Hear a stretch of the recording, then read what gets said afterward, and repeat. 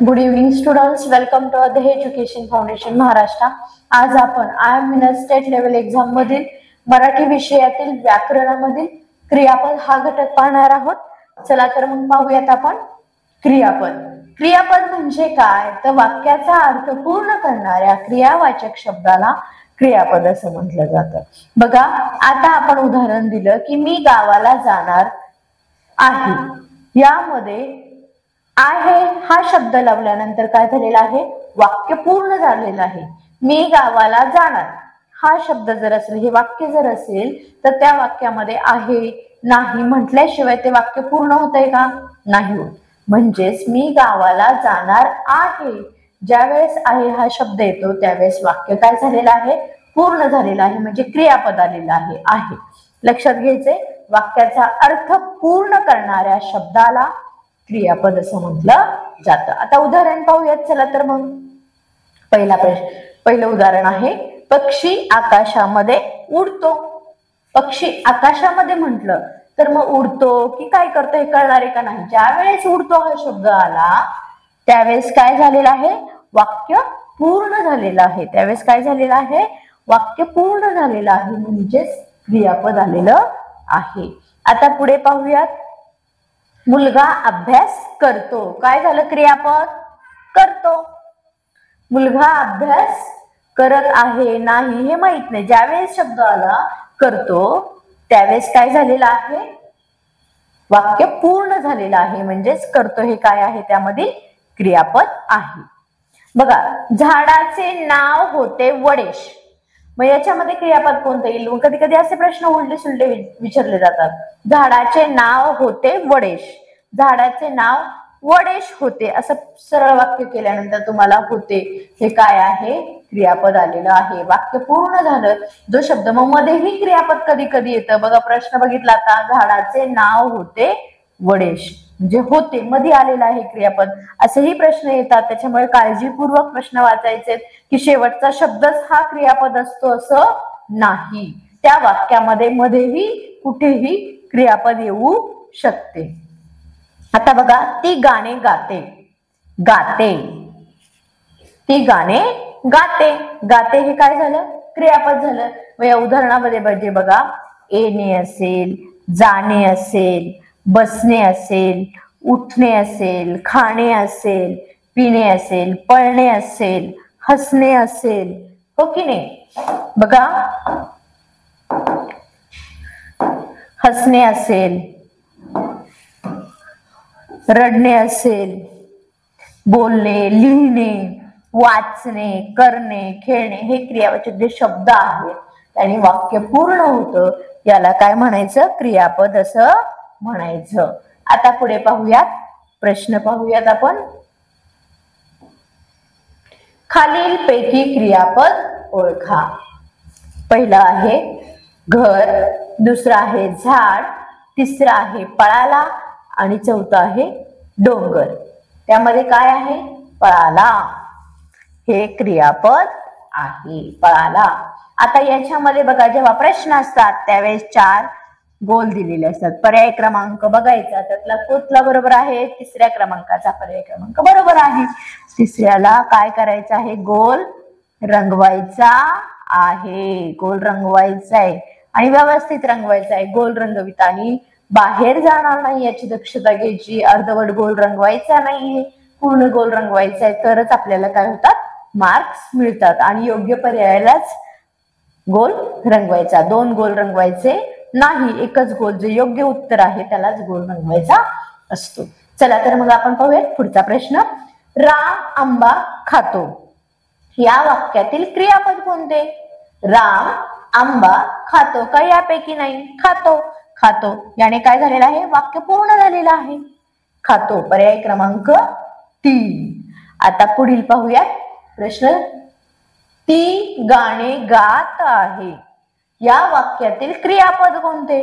पर्याय क्रमांक 3, एक ती, गाणे, गात आणि आहे, आहे हे काय आहे, क्रियापद आहे, आहे काय आहे, क्रियापद दिलेलं आहे, म्हणजे याने वाक्य पूर्ण झालेलं आहे। आता पुढील प्रश्न पाहूयात, क्रियापद म्हणजे काय? क्रियापद म्हणजे काय? पहिला पर्याय आहे वाक्याचा अर्थ पूर्ण करणारा शब्द, दुसरा पर्याय आहे नामाबद्दल माहिती सांगणारा शब्द, तिसरा आहे दोन वाक्य जोडणारा शब्द आणि चौथा आहे नामाचा प्रकार. ओळखा पाहू, सांगा बरं कोणतं असेल उत्तर? क्रियापद म्हणजे काय? बरोबर, वाक्याचा अर्थ पूर्ण करणारा शब्द, त्याला क्रियापद असं म्हटलं जातं. चला तर मग पुढील प्रश्न पाहूयात. खालीलपैकी क्रियापद कोणते? मुलगी, सुंदर, खेळते का झाड? खेळते हे काय आहे? क्रियापद आहे. खेळते हे काय आहे? क्रियापद आहे. आता पुढील पाहूयात. राम अभ्यास करतो या वाक्यात क्रियापद कोणते? करतो. राम अभ्यास करतो नाही. मग ह्याच्यामध्ये आलेल्या वाक्यामध्ये कोणतं आहे क्रियापद? करतो हे क्रियापद आहे. म्हणून आपण करतो हे क्रियापदाला काय केलेलं आहे? बरोबरची टीक केलेली आहे. लक्षात घ्या. त्याच्या पुढचा प्रश्न पाहूया. सूर्य या शब्दाला क्रियापद जोडून वाक्य तयार करा. सूर्य चमकतो, सूर्य मोठा, सूर्य आकाश, सूर्य सुंदर, सूर्य चमकतो.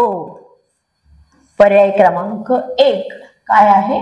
बरोबर दिलेलं आहे. सूर्य चमकतो. लक्षात घ्यायचे.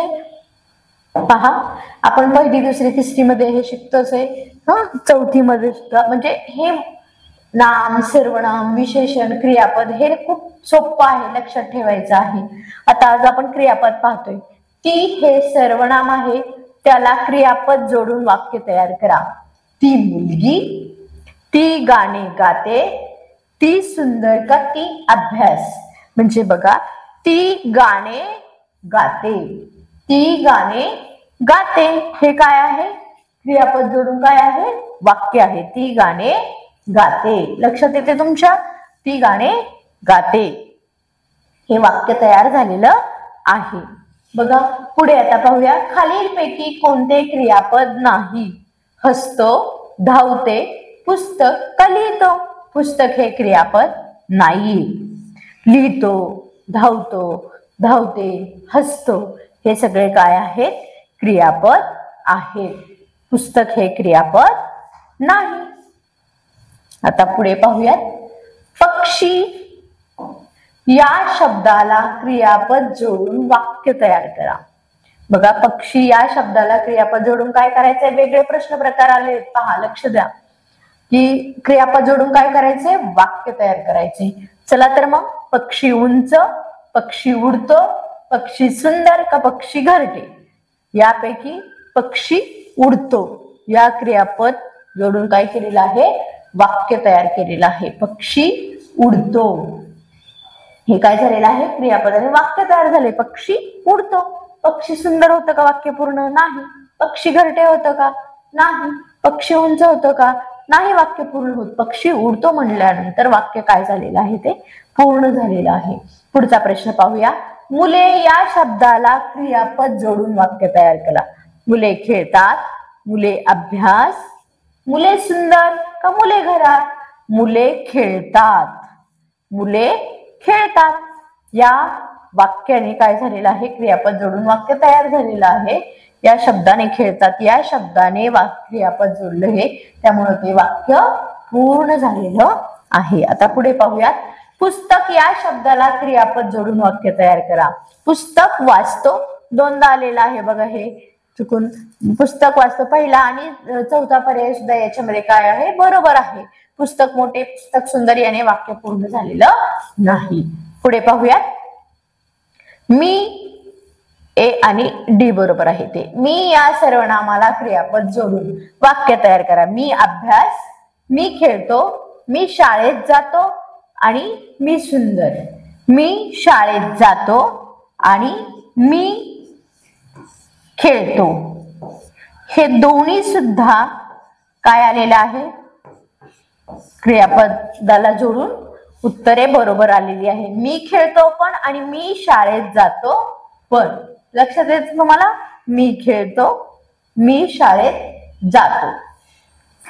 पुढे खालीलपैकी क्रियापद कोणते? घर, पुस्तक, पळणे आणि झाड. पळणे हे काय आहे? क्रियापद आहे. पुढे पुस्तक हे क्रियापद नाही. पळणे. पुढे घ्या. सूर्य या शब्दाचा वाक्यात उपयोग करा आणि क्रियापद ओळखा. मग सूर्य मावळतो, सूर्यप्रकाश, सूर्य मावळतो, हे उत्तर काय आहे? बरोबर आहे. आता प्रश्न 1, राम अभ्यास करत आहे या वाक्यातील क्रियापद कोणते आहे? करत आहे. बरोबर ना? आहे हा शब्द काय आहे? करत आहे. आहे हे क्रियापद आहे. पहा, मुले खेळत आहे या वाक्यातील क्रियापद आहे. लक्षात येते? पुढे पाहूयात. सूर्य भरतो, उगवतो, मावळतो. सूर्य उगवतो, मावळतो, हे दोन्ही पण काय आहेत? उत्तर येऊ शकतात. पुढे ती गाणे गाते. क्रियापद ओळखा. लिहिते का पाहते? गाते. ती गाणे गाते. पुढे घोडा धावतो, हे योग्य क्रियापद ठरेल. घोडा धावतो. खालीलपैकी क्रियापद नसलेला शब्द ओळखा. हसणे, बाग, खेळणे आणि वाचणे. बाग हा शब्द नाहीये क्रियापद. हसणे हे क्रियापद आहे. खेळणे हे क्रियापद आहे.